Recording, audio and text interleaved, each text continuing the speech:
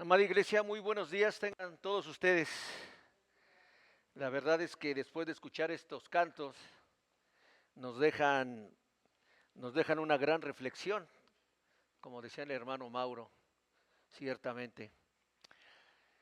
Pues bien, hoy vamos a ver, después de lo visto la semana pasada, sobre lo que representó la muerte del Señor Jesús, vamos a comenzar con eso precisamente, la victoria del Señor Jesús, la victoria de Cristo sobre la muerte y su exaltación en los cielos, es decir, la ascensión del Señor Jesús.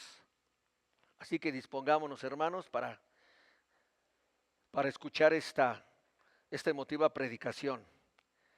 Y empezaré con la siguiente ilustración, como una introducción. Imagínate que una oruga vive en un árbol. Su vida es limitada, se arrastra y se alimenta de hojas, sin saber que hay algo más grande y algo más hermoso esperándola. Un día, la oruga siente un impulso interno de cambiar. Se envuelve en un capullo, un proceso que parece oscuro y solitario. Durante ese tiempo, sufre una transformación que es interna, donde su cuerpo se descompone y se reconfigura. Después de un tiempo, la oruga emerge de ese capullo como una mariposa. Este proceso de transformación es un paralelo al tema que hoy estaremos viendo. Es un paralelo a la resurrección del Señor Jesucristo. Así como la oruga pasa por la muerte de su antigua vida para convertirse en algo nuevo y glorioso, Cristo murió y resucitó, dándonos la promesa de una nueva vida. Y aquí tenemos un versículo que es de bastante apoyo, Segunda de Corintios 5:17.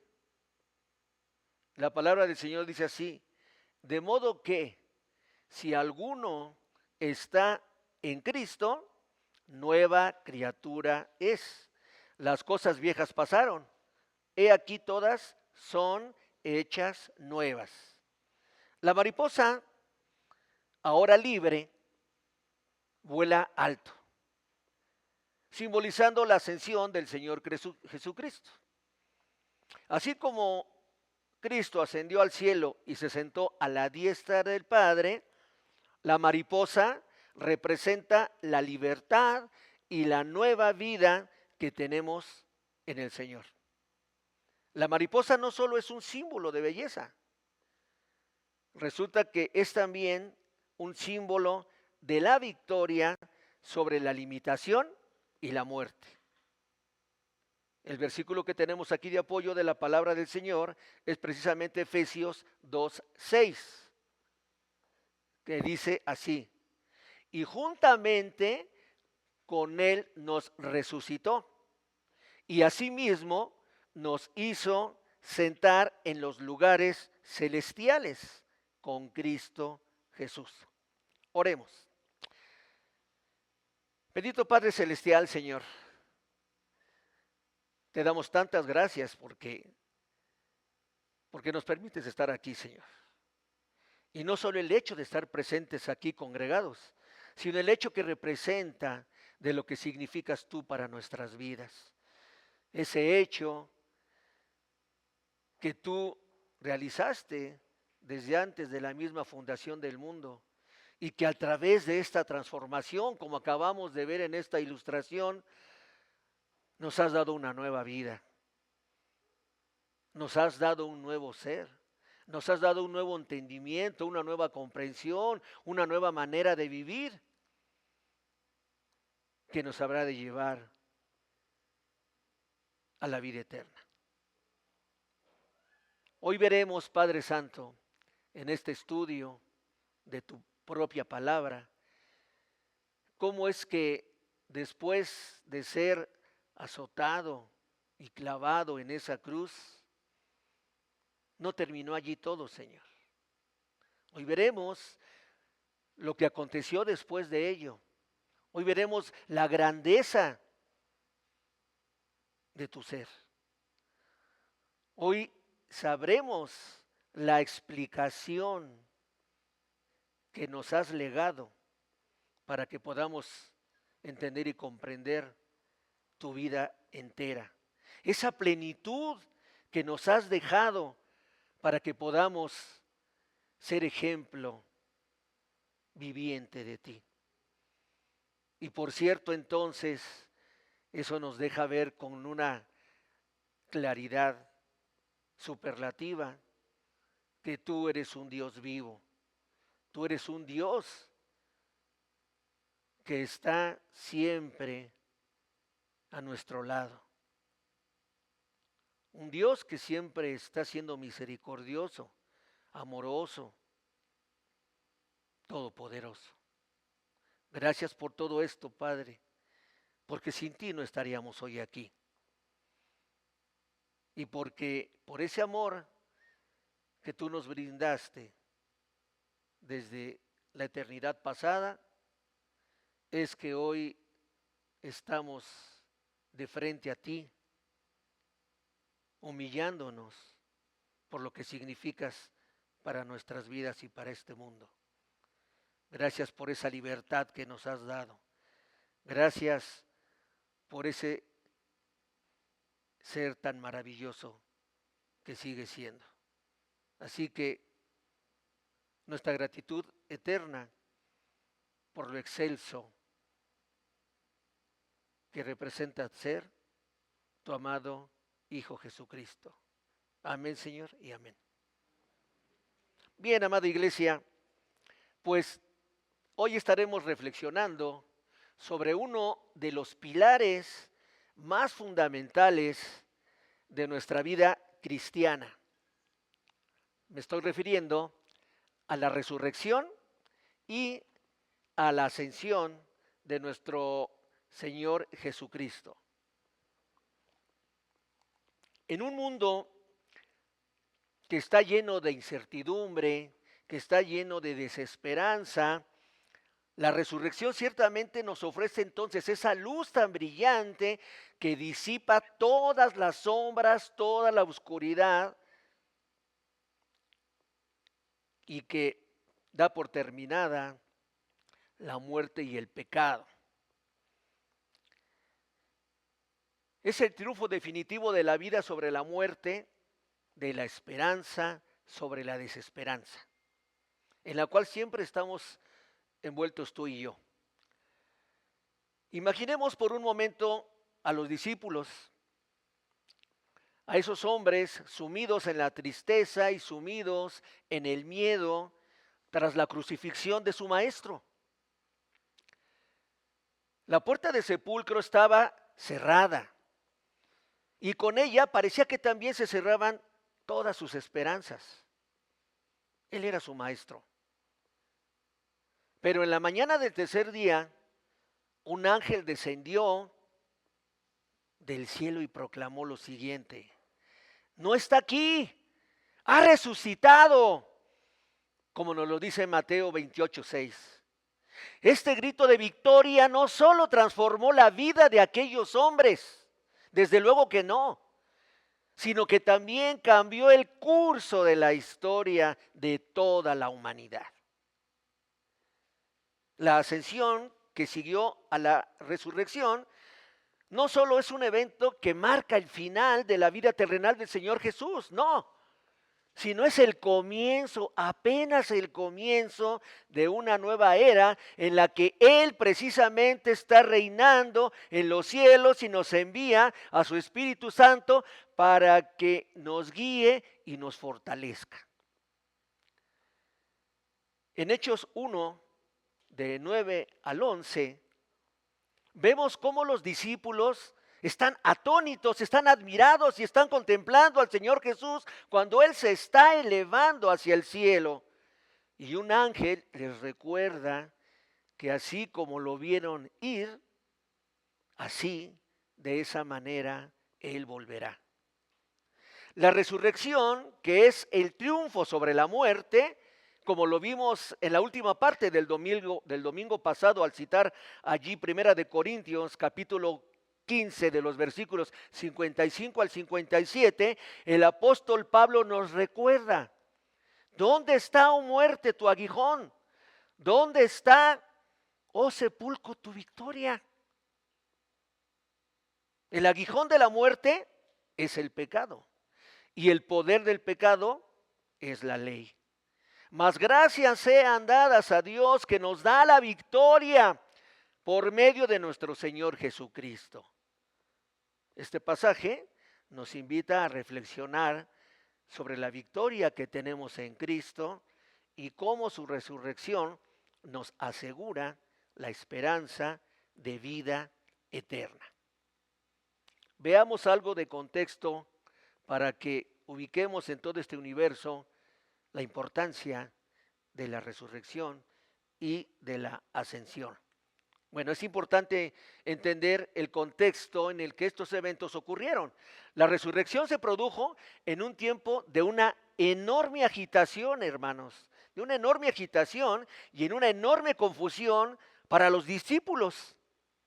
Imagínense ustedes por un momento si nos pudiéramos transportar en aquella época, en aquel escenario, y la verdad, estaríamos igual que ellos, estaríamos atónitos, estaríamos en esa desesperanza, en esa zozobra. ¿Qué hacer si ya nuestro maestro ha sido crucificado? Ellos habían visto a su maestro crucificado y enterrado, y su resurrección fue un acto que transformó esa desesperanza en alegría, pero también entonces en una gran misión. Porque cuando lo vieron que había vuelto a nacer, entonces empezaba para ellos una nueva vida, una nueva misión.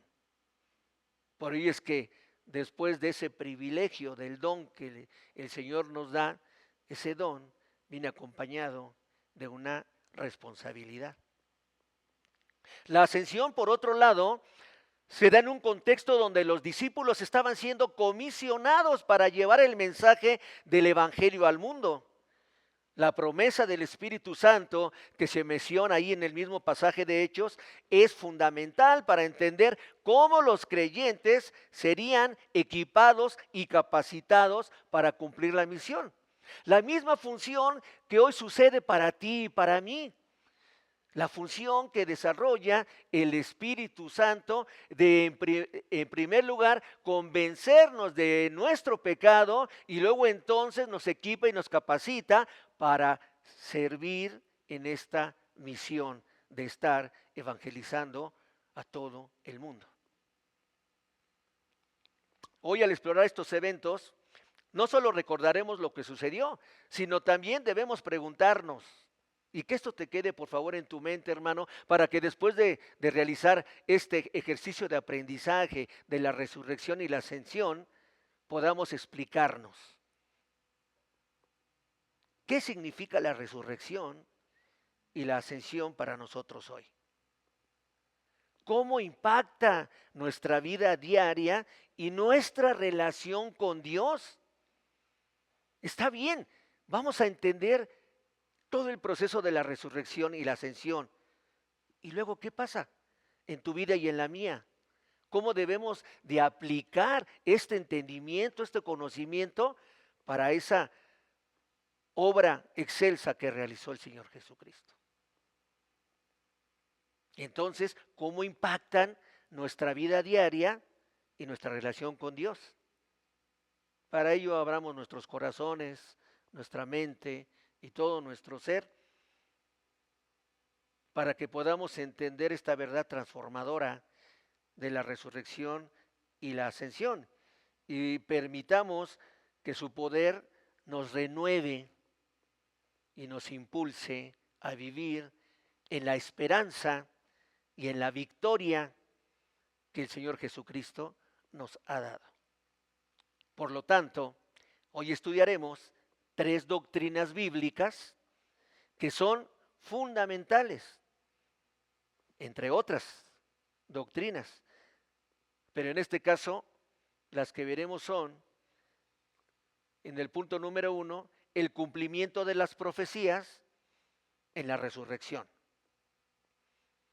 La siguiente doctrina, la exaltación de Cristo en la ascensión.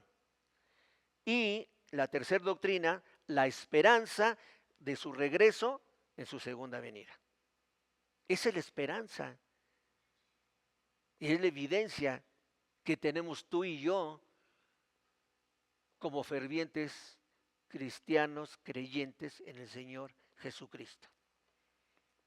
Y comenzaré con una pregunta retórica. ¿Qué significa realmente la resurrección para nosotros hoy? Lo hemos estado viendo en los cantos que nos ha realizado nuestro hermano Alex, en la explicación que nos dio el hermano Mauro. Exactamente. ¿Qué significa realmente la resurrección para nosotros hoy?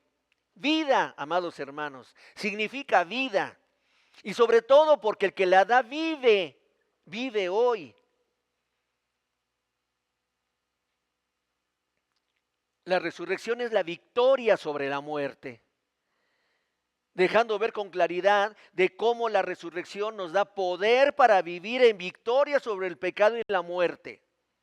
Y dicho sea de paso, amados hermanos, victoria. La Biblia nos habla de victoria, no nos habla de éxito, porque somos muy dados en el mundo actual. Esa enorme, excelsa palabra de éxito. Todo lo que realizamos tiene que estar allí, que alcancemos el éxito. Las veces que tú hayas leído la Biblia y las que yo también he leído, jamás utiliza el Señor la palabra éxito. Utiliza la palabra victoria.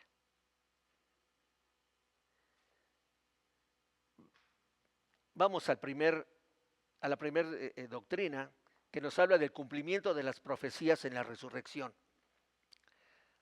Lo vamos a ver allí en Lucas 24, 6 y 7. Lucas 24, 6 y 7. El cumplimiento de las profecías en la resurrección. Dice la palabra del Señor: no está aquí, sino que ha resucitado.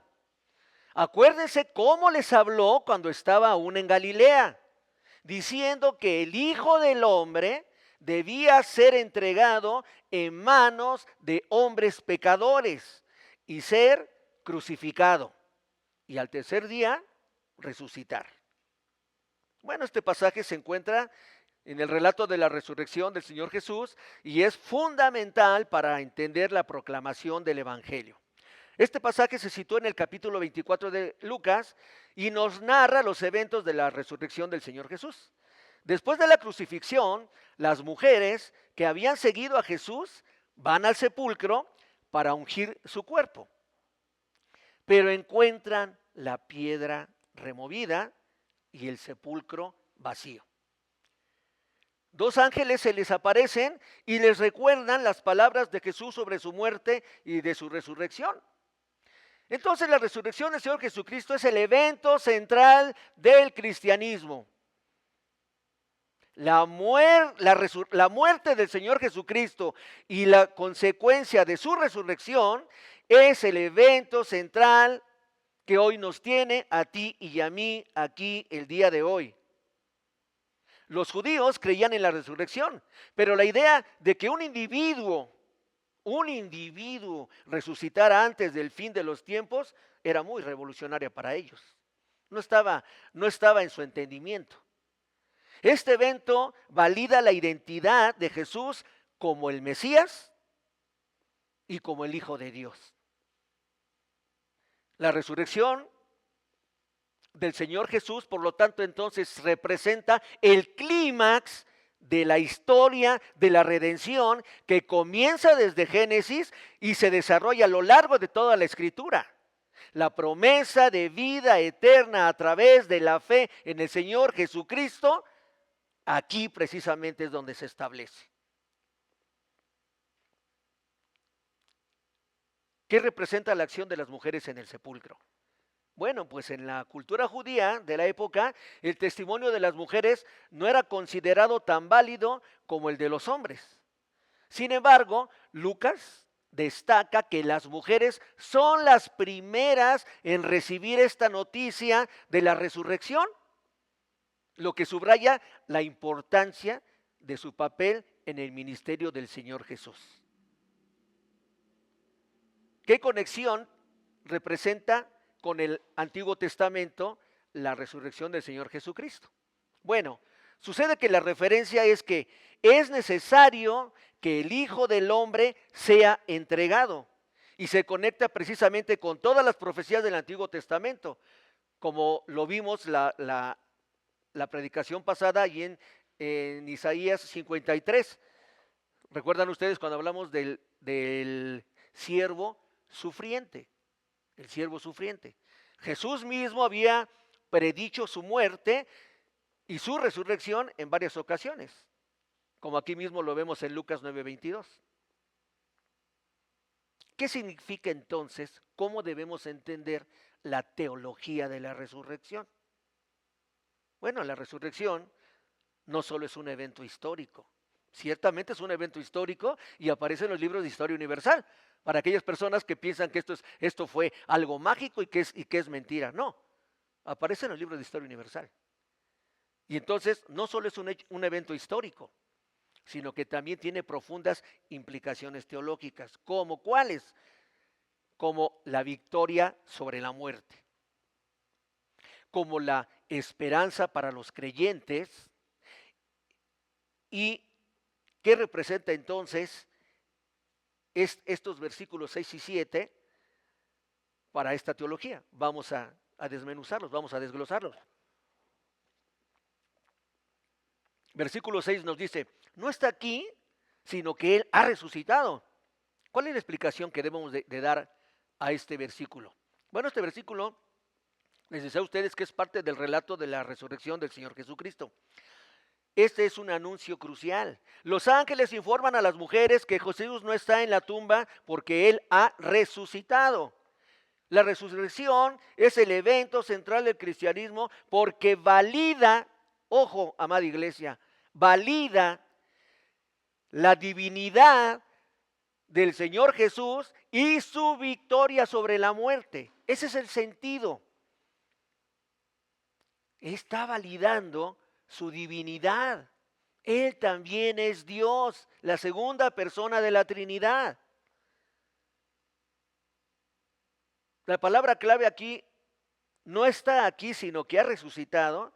Resucitado viene del griego egetenta, que implica, lo importante es que implica un levantamiento de entre muertos. Es un acto divino que demuestra el poder absoluto y total de Dios. ¿Qué dice el versículo 7? Acuérdense de cómo les habló. Estando aún allí en Galilea, ¿qué decía? Es necesario que el Hijo del Hombre, ¿quién es el Hijo del Hombre? El Señor Jesús. Y él mismo se nombraba así desde el Antiguo Testamento. Es necesario que el Hijo del Hombre sea entregado en manos de hombres pecadores. Escrito estaba, él tenía que ser entregado en manos de hombres pecadores y que fuera crucificado, pero también que resucitara al tercer día. ¿Cuál es la explicación? Bueno, aquí se hace referencia a las enseñanzas previas a mujeres de Jesús sobre su muerte y resurrección. Ahí son las primeras. La frase Hijo del Hombre es un título que Jesús mismo se refiere a sí mismo con raíces desde Daniel 7, 13 y 14. Decía ustedes desde el Antiguo Testamento, ¿dónde viene específicamente? Desde Daniel, ese libro profético. Daniel 7, 13 y 14, donde se habla de un ser que recibe autoridad y dominio. Autoridad y dominio. La mención de ser entregado en manos de hombres pecadores se refiere a la traición y a la condena que él sufrió. Y la resurrección al tercer día, pues es el elemento central de tu fe y la mía, de la fe cristiana. ¿Cómo debemos entender esas palabras claves que existen como entregado, crucificado y resucitado. Entregado implica, les decía a ustedes, que hubo ante él una traición y hubo una entrega. ¿Para qué? Para su muerte. Crucificado se refiere al método de ejecución que realizaban los romanos y que simbolizaban el sufrimiento, por un lado, y por otro, la redención. Y resucite o resucitar, que reafirma la promesa de vida después de la muerte. ¿Cómo podemos entender entonces estos dos versículos, el 6 y el 7? Bueno, debemos entenderlo como un recordatorio muy poderoso de la promesa del Señor Jesús y de su cumplimiento. Escrito estaba, pero se tenía que cumplir. Entonces, Él es el cumplimiento de esas profecías y de esas promesas que ya venían desde el Antiguo Testamento, desde 750 años atrás, desde Isaías. Nos invita a reflexionar sobre la importancia de esta resurrección en nuestra fe y cómo las palabras del Señor Jesús se cumplen en la historia de toda la humanidad, crean o no en Él. Entonces, este pasaje es fundamental para la fe cristiana, ya que confirma que el Señor Jesús ha vencido la muerte. Resurrección es igual, Señor Jesús venciendo a la muerte. Y por lo tanto está cumpliendo las profecías y nos está dando, por extensión, a ti y a mí y a todo el que cree en Él, esperanza. Ahora bien, al comprender este estudio o esta teología de la redención del Señor Jesús como la victoria sobre la muerte, cumpliendo así las profecías, ahora vamos a pasar a ver la otra doctrina bíblica fundamental que nos habla sobre la exaltación del Señor Jesucristo. La exaltación del Señor Jesucristo demostrada en la ascensión. Y esto lo vamos a ver allí en el libro de los Hechos, capítulo 1, versículos 9 al 11. Hechos 1, 9 al 11. La palabra del Señor dice así: después de haber dicho estas cosas, fue elevado mientras ellos lo miraban, y una nube lo recibió y lo ocultó de sus ojos. Mientras Jesús ascendía, estando ellos mirando fijamente al cielo, se les presentaron dos hombres en vestiduras blancas, que les dijeron: varones galileos, ¿por qué están mirando al cielo? Este mismo Jesús que ha sido tomado de ustedes al cielo, vendrá de la misma manera tal como lo han visto ir al cielo. Este pasaje se encuentra en el relato de la ascensión del Señor Jesús y es también fundamental para entender la proclamación del Evangelio. Nos vamos dando cuenta cuántas herramientas nos provee la palabra del Señor para evangelizar a toda esa gente que está perdida. Hechos fue escrito también por Lucas, quien también escribió el Evangelio del cual acabamos de tomar ese ejemplo para el estudio de la resurrección. El libro de Hechos se sitúa en el contexto del crecimiento de la iglesia primitiva y la expansión del cristianismo en un mundo greco-romano.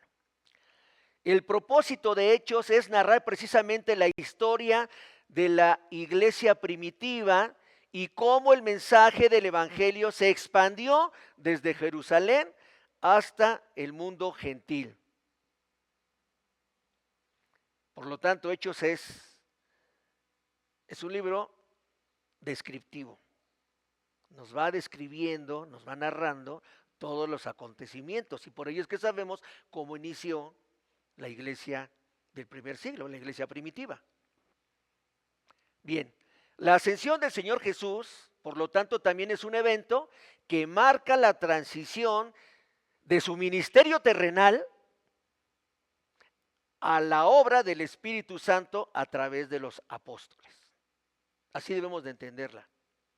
Este pasaje ocurre después de la resurrección del Señor Jesucristo en un periodo de 40 días en el que el Señor Jesús se apareció a sus discípulos. Es decir, cuando el Señor Jesús resucitó, pasaron 40 días y después de esos 40 días, Él asciende a los cielos. Esto lo vemos ahí en Hechos 1:3. Bien, ¿cómo conectamos esta narrativa de esta doctrina con una narrativa bíblica más amplia? Bueno, la ascensión del Señor Jesucristo, ya dijimos que es también un cumplimiento, como lo fue la resurrección, de las profecías del Antiguo Testamento sobre el Mesías. ¿Dónde vemos esto? Bueno, lo vemos en el Salmo 68, versículo 18. Salmo 68, versículo 18. Dice la palabra del Señor: tú has ascendido a lo alto, has llevado en cautividad a tus cautivos, has recibido dones entre los hombres y aún entre los rebeldes, para que el Señor Dios habite entre ellos.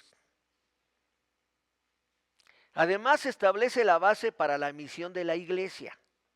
Decía ustedes, Él asciende a los cielos y entonces, ¿qué misión nos deja? ¿Qué propósito hay para cumplir en ese momento? Bueno, como nos dice Mateo 28, 19 y 20. Mateo 28, 19 y 20, todo el mundo conocemos. Dice, vayan pues y hagan discípulos, amén, iglesia. Palabra importantísima. No vayan y siembren una semillita y dejen y luego ya vayan a otro lado. No, dice, vayan y hagan discípulos. Un discípulo tiene un ¿qué? Un maestro. Y un discípulo no es de ocasión, un discípulo es de constancia, de perseverancia, como lo fue nuestro excelso Señor Jesucristo para los 12 apóstoles. Entonces vayan pues y hagan discípulos de todas las naciones. ¿Cómo? No lo sé, Señor. Bautizándolos en el nombre del Padre y del Hijo y del Espíritu Santo. Nos damos cuenta cómo el Señor es benigno. Nos dice lo que tenemos que hacer y cómo lo debemos de hacer. Enseñándoles a guardar todo lo que les he mandado. Todo absolutamente lo que les he mandado. Dice, y recuerden, por si algo se les estuviera olvidando. Y viene ahí con unos signos de admiración. Y recuerden, yo estoy con ustedes todos los días, y todos son todos, para aquellos que nos hacemos sufridos y que ahora el Señor no ha estado en mi vida. No, los ciegos somos tú y yo, porque Él siempre está en nuestra vida. Yo estoy con ustedes todos los días. ¿Hasta cuándo? Hasta el fin del mundo. Hasta el fin del mundo. Amados hermanos, ¿qué más podemos pedirle a nuestro Creador? Jamás se olvida de nosotros. Está con nosotros todo el tiempo. Luego entonces, Hechos 1, 9 al 11, describe un evento que es crucial en la historia del cristianismo. La ascensión del Señor Jesucristo al cielo.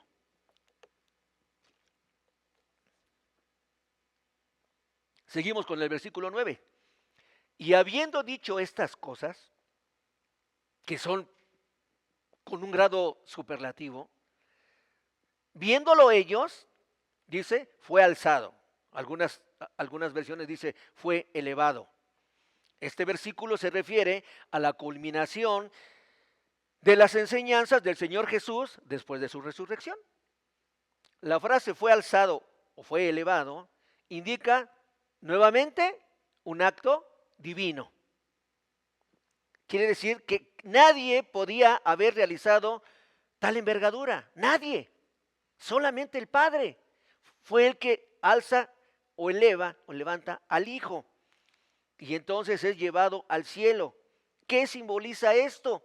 Está simbolizando su exaltación y al momento de que está realizando esta exaltación está demostrándonos su autoridad. Cuando tú y yo entendemos y comprendemos este proceso de la resurrección y de la exaltación, quiere decir que tú y yo nos debemos sujetar a la autoridad del Señor. Nos damos cuenta, una cosa nos lleva a la otra. Prosigue el versículo y dice, y una nube lo recibió y lo ocultó de sus ojos, de aquellos que lo habían visto. ¿Qué significa o qué representa la nube? La nube es un símbolo precisamente de la presencia de Dios en la Biblia. ¿Cómo sabemos esto? Vamos a Éxodo 19:9. Éxodo 19:9. Dice, y el Señor dijo a Moisés. Moisés decía, ok, yo voy a salir de aquí, ¿cómo sé que tú vas a venir con nosotros, Señor? Ah, mira, yo vendré a ti en una densa nube, para que el pueblo oiga cuando yo hable contigo y también te crean para siempre. Entonces Moisés comunicó al pueblo las palabras del Señor. ¿Nos damos cuenta? La nube representa la presencia de Dios. La ascensión de Jesús es un evento significativo que marca el final de su ministerio terrenal, final de su ministerio, pero nada más final del ministerio terrenal y el inicio de su reinado celestial, porque ahora está a la diestra del Padre. La nube que lo recibe simboliza la presencia de Dios. Ahora veamos el análisis de cada versículo para entenderlo, comprenderlo muchísimo más. Versículo 10. Y estando ellos con los ojos puestos en el cielo. Bueno, los discípulos están en un estado de asombro, de exaltación y de expectativa, mirando hacia el cielo, lo que refleja que estaban en ese momento como, estaban confundidos. Eso nos hubiera pasado a ti y a mí si hubiéramos visto eso.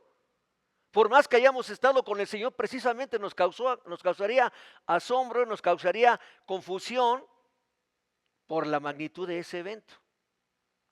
Dice, he aquí, se pusieron junto a ellos dos varones con vestiduras blancas. Bueno, estos varones son comúnmente interpretados como ¿qué? Como ángeles, ¿sí? Ángeles. Y las vestiduras blancas, ¿qué estaban simbolizando? Un ángel siempre está vestido de blanco, ¿por qué? Porque denota su pureza y denota que en ellos hay una presencia divina. El versículo 11 dice, los cuales también les dijeron, varones galileos, ¿por qué estáis mirando al cielo? Bueno, la pregunta retórica de los ángeles está invitando a los discípulos a no quedarse pasivos. Ok, sí se quedan atónitos, se quedan admirados, pero que no se queden allí, sino que deben ¿qué? Actuar. Palabra que entendemos después en muchos versículos como de una manera diligente, de una manera sabia, de una manera pronta, de una manera que estemos actuando. La referencia a varones galileos subraya precisamente a la identidad de los discípulos y de su origen humilde. Un galileo era visto como alguien de origen humilde. Este mismo Jesús, que ha sido tomado de vosotros al cielo, así vendrá como le habéis visto ir al cielo. Vean la promesa que están haciendo. Este versículo es fundamental nuevamente para la esperanza cristiana. ¿En qué? En la segunda venida del Señor Jesucristo, en nuestra fe. Por eso hoy estamos aquí, porque sabemos que va a venir por segunda vez, va a venir por su iglesia. Y pidamos a Dios que seamos parte de esa iglesia. La promesa de que Jesús regresará de la misma manera que ascendió al cielo es un tema muy recurrente en el Nuevo Testamento. Lo vemos ahí en Mateo 24:30. Mateo 24:30 dice, entonces aparecerá en el cielo la señal del Hijo del Hombre, o sea, la señal del Señor Jesucristo. Y todas las tribus de la tierra harán duelo y verán al Hijo del Hombre que viene sobre las nubes del cielo, ¿con qué? Con poder y gran gloria. Con poder. Y no dice nada más con poder y gloria. Dice con poder y gran gloria. Lo mismo que vemos allí en Apocalipsis 1:7. Bueno, veamos qué es lo que debemos aprender de esta doctrina bíblica de la ascensión. Por una parte, que la ascensión del Señor Jesucristo es el evento central que valida la divinidad y la autoridad. La ascensión del Señor Jesús ocurre 40 días después de su resurrección. Tomémoslo en nuestra mente. Vean, ahorita no es estudio, pero son ¿cuántos años pasó el Señor, hizo que el Señor pasara a su pueblo por el desierto? 40 años. Y aquí, ¿cuánto tiempo lo ven antes de que ascienda, después de su resurrección? 40 días, ¿ok? Entonces, los discípulos que habían estado con el Señor Jesús durante su ministerio, ahora deben de asumir su responsabilidad, así como tú y yo la debemos de asumir, de llevar el mensaje del Evangelio a todo el mundo. Otro punto que debemos de ver de esta doctrina es que la presencia de los ángeles subraya la importancia del evento y la necesidad de que los discípulos actúen en fe. Bien pudo haber realizado eso Dios, el Padre, sin la presencia de los ángeles, pero con eso hace con más validez ese evento para que los discípulos entendieran y comprendieran esa magnitud de que los mismos ángeles estaban allí diciéndoles lo que debían de hacer. Otro punto es que además se establece el contexto para la llegada del Espíritu Santo. Esto es el contexto para que llegue el Espíritu Santo, hermanos, allí en Pentecostés de Hechos 2. Y eso precisamente llena de victoria a los discípulos por cumplir la gran comisión, la que también te compete a ti y me compete a mí. La promesa de su regreso también se conecta con las enseñanzas que el Señor Jesús realiza en los evangelios sobre su segunda venida. Y otro aspecto importante es que la ascensión del Señor Jesucristo no solo es un evento de despedida, como ya lo veíamos. No es que su Padre lo elevó, lo levantó, lo subió al cielo y ahí terminaba su actividad. No, es un momento que proporciona esperanza, porque nos dice que Él va a venir por segunda vez. Entonces nos proporciona esperanza y motivación como un llamado a la acción y a la misión de la iglesia.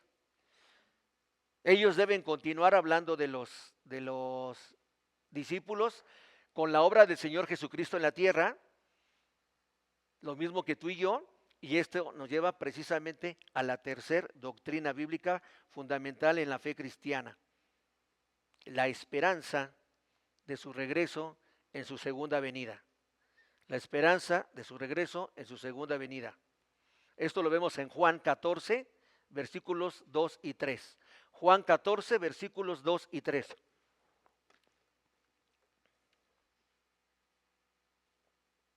La palabra del Señor dice así: en la casa de mi Padre hay muchas moradas. Si no fuera así, se los hubiera dicho, porque voy a preparar un lugar para ustedes. Y si me voy y les preparo un lugar, vendré otra vez y los tomaré a donde yo voy, para que donde yo esté, allí estén ustedes también. Amén, hermanos. Gloria a Dios por esta promesa. Tomémonos de ella. ¿No es fácil? Claro que no. Está nuestro entendimiento, nuestro sufrimiento, pero bien que vale la pena. Dice, en la casa de mi padre hay muchas moradas. Y él nos dice, si no fuera de esa manera, yo se los hubiera dicho desde que estaba aquí con ustedes. Pero entonces dice, yo voy en primer lugar a preparar ese lugar para que ustedes estén allí. Y entonces yo me voy y les voy a preparar ese lugar, pero les aviso que voy a venir por segunda vez y entonces los voy a tomar para llevarlos a donde yo voy ahorita también. ¿Con, con qué propósito, Señor? ¿Ah? Con el propósito de que donde yo esté, allí también estén ustedes. ¿Se imaginan, amados hermanos? Esa es nuestra fe, esa es nuestra convicción, esa es nuestra certeza de poder encontrarnos con el Señor. Pero debemos de realizar ciertas actividades. ¿Como cuáles? Bueno, la primera es obedecer al Señor. Después, pues estar en adoración. Y después, pues estar anunciando, predicando y proclamando su palabra. Y después, bueno, pues estar siempre de continuo en santidad. Y después, bueno, pues tenemos que estar también en la obra de Él, sirviéndole, estar cumpliendo esta gran comisión. Cuando Él venga por segunda vez, quiere encontrarnos así a toda su iglesia. De otra manera, aunque Él haya ido primero, como dice el versículo, a preparar morada, habitación para ti y para mí, si no somos corresponsables con ese actuar que está haciendo el Señor y que por eso Él se fue primero, luego entonces, pues aquí nos habremos de quedar. ¿Cómo nos habría de llevar si no hemos realizado la tarea que nos ha tocado? Solo voy a mencionar esta doctrina como el resultado o la evidencia que logró el Señor Jesucristo al regresar a la diestra de su Padre. ¿Con qué propósito? Con el propósito de reinar en los cielos y preparar esas moradas para su iglesia para cuando Él regrese por segunda vez. Este pasaje se encuentra en el contexto del discurso de despedida del Señor Jesucristo a sus discípulos, justo antes de la crucifixión. Los discípulos estaban angustiados y estaban confundidos por la inminente partida del Señor Jesucristo, porque Él así ya se los había dado a entender, ya se los había expresado. Entonces, en este contexto, Jesús les ofrece consuelo y les ofrece esperanza. Lo mismo que te ofrece a ti y a mí. Con esto nos está asegurando que su partida no es una partida final, que ya ahí se queda todo, que ahí termina todo. No, que nos está diciendo que ese apenas es el comienzo de una nueva etapa en su relación con Él. A todo aquel que en Él crea, ¿para qué? Para que no se pierda, mas tenga vida eterna. Ese para que no se pierda, para que no esté en las aras del demonio. Entonces, la esperanza de la vida eterna está reflejada en este pasaje que conecta la enseñanza de la vida eterna con muchos lugares del Nuevo Testamento, como lo dice ciertamente Juan 3:16, donde se habla de la salvación y de la vida eterna a través de ¿qué? De la fe en el Señor Jesús. Pero también nos habla de la promesa del Espíritu Santo. En el contexto de Juan 14, el Señor Jesucristo también promete al Espíritu Santo, quien, ¿qué nos dice? Que nos guiará, que nos consolará por la ausencia que Él habrá de tener para con nosotros. Bueno, terminaré este texto con las siguientes interrogantes que nos dejan ver que tanta fe tenemos en el Señor Jesucristo, ¿sí? Es que tanta fe tenemos en el Señor Jesucristo y sobre todo, que tanta llenura del Espíritu observamos. Recuerden ustedes, ¿qué es la llenura del Espíritu Santo? Tú y yo tenemos la llenura del Espíritu Santo cuando nos abandonamos a todo lo que hay en este mundo, a nuestra propia persona, a nuestras propias decisiones y nos abandonamos a Él para que Él nos guíe, nos conduzca, nos dirija, nos someta. Eso quiere decir el ser llenos del Espíritu Santo. Entonces esto nos da varias reflexiones. 3.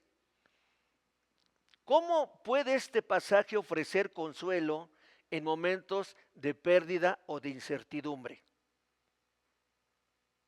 ¿Has perdido algún empleo? ¿Has perdido algún ser querido? ¿Has sufrido alguna enfermedad? Etcétera, etcétera. Si tú tienes tu fe bien anclada y bien cimentada al Señor Jesucristo, ¿qué es lo que te va a brindar el Señor en medio de toda esta incertidumbre, de este caos, de esta angustia, de este sufrimiento, de este dolor? Esperanza y consuelo, amén. Exactamente. Otra situación, ¿qué significa para ti, para mí, la idea de tener un lugar preparado por el Señor Jesucristo? ¿Te imaginas que Él fue ya allá al cielo y está preparando una habitación en un hotel 5 estrellas, a donde habremos de nos va a llevar en esas vacaciones eternas y vamos a estar, aún sin merecerlo, vamos a estar en un gran resort, en el mejor resort de todos? Entonces Él nos está dando una promesa de seguir teniendo comunión contigo y conmigo. ¿Él necesita tener comunión nuestra para con Él? No. ¿Nosotros necesitamos tener comunión con Él? Sí, toda la vida, eternamente. Y otro punto es la expectativa de su segunda venida. Debemos de estar expectantes a esa segunda venida, por lo que le amamos, por lo que creemos en Él, por la certeza de nuestra convicción. ¿Cómo afecta tu vida y la mía la esperanza de que el Señor Jesús regresará por segunda vez? ¿Qué tenemos que hacer? ¿Qué debemos hacer? Esa es la gran pregunta. Y esa es la gran comisión que debemos actuar tú y yo. A manera de conclusión, hermanos, al igual que la mariposa de esa ilustración que les di, los creyentes somos llamados a experimentar una transformación. Pero es una transformación radical. Una transformación que cuando íbamos al norte, ahora tenemos que ir hacia el sur. Que si íbamos al este, ahora tenemos que ir al oeste. Que si estábamos separados del Señor, hoy ya no le damos la espalda. Hoy estamos de rodillas con Él. Yo me imagino estando a los pies del Señor, besándoles sus pies, hincado, tomándome en su regazo. No me imagino otra cosa que esa, hermanos. Porque Él sí que lo merece. Nadie más lo merece, solamente Él. Y no por la promesa que nos ha dado y que habrá de venir. No, por lo que está pasando en este preciso momento en nuestras vidas. Si nos damos cuenta, nosotros vivimos en este mundo, pero no pertenecemos a este mundo. No estamos actuando las cosas que hace este mundo. Estamos apartados para la obra del Señor. Estamos en una santidad para con Él. Desde este momento debemos estar eternamente agradecidos.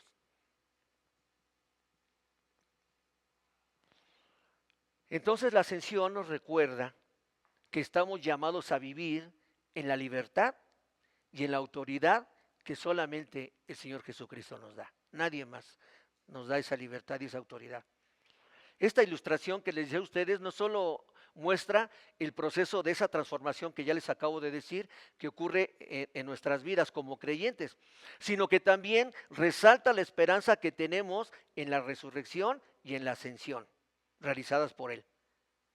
Al igual que la mariposa que vuela libremente, nosotros también podemos vivir en la nueva vida que nuestro eterno y excelso Salvador, Señor Jesucristo, nos ofrece.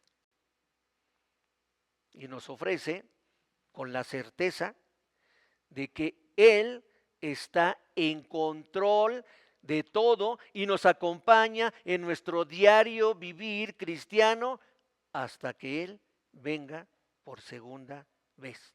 Oremos. Bendito Padre Celestial, Señor.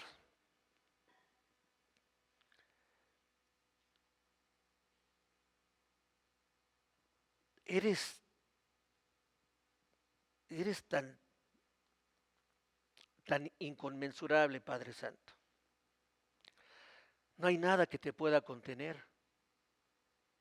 Dice que tu palabra que ni los mismos cielos te pueden contener.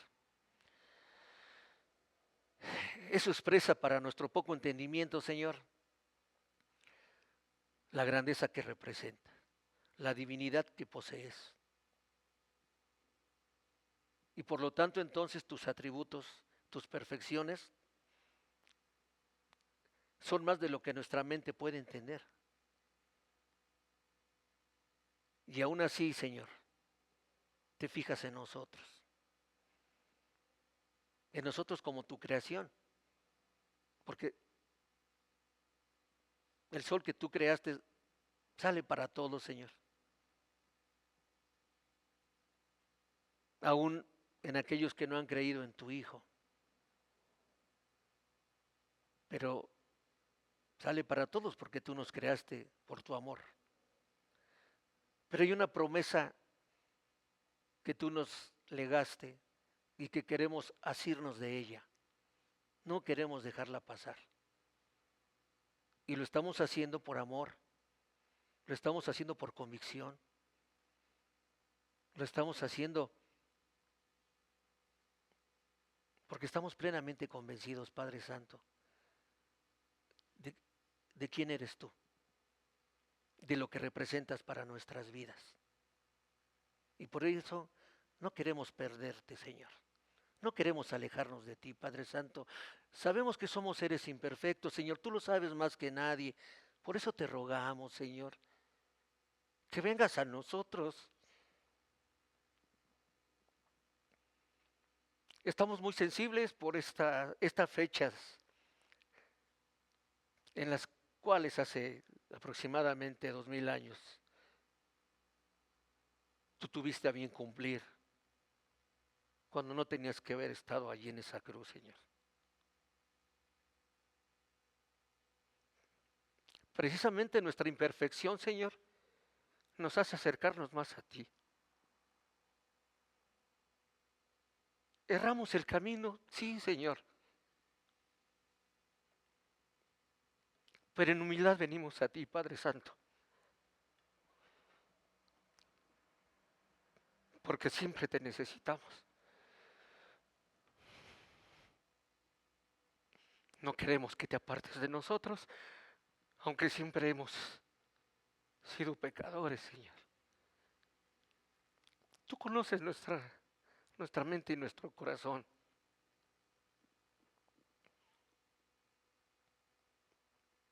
Sabes que ciertamente te amamos. Y que ahorita podemos decir esto y a lo mejor no tardamos mucho y podemos estarte fallando, Señor, pero por ello es que te pedimos que seas con nosotros como hasta el día de hoy, Señor. Gracias por enviarnos a tu Hijo Jesucristo, Señor. Gracias porque nos redimió.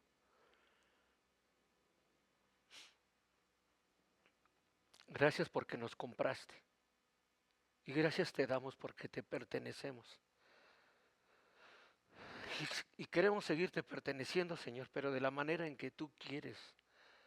Y estamos empeñados en cumplirlo, Señor, y en poder lograrlo. Por lo tanto, henos aquí, estando convencidos de que tú eres el eterno Dios, el Rey de Reyes y el Señor de Señores. Y que precisamente enviaste a tu unigénito Hijo Jesucristo para que creyendo en Él nuestra fe crezca y podamos tener y acceder a ese lugar por el cual Él ascendió contigo para prepararnos esas habitaciones y habrá de venir por nosotros. Te pedimos, por lo tanto, Padre Santo, fortaleza para cumplir el propósito que ya tienes para nuestras vidas. Y todo esto, Señor, te lo pedimos en ese nombre que es por sobre todo nombre de tu Hijo bien amado Jesucristo. Amén, Señor, y amén. Gracias, hermanos.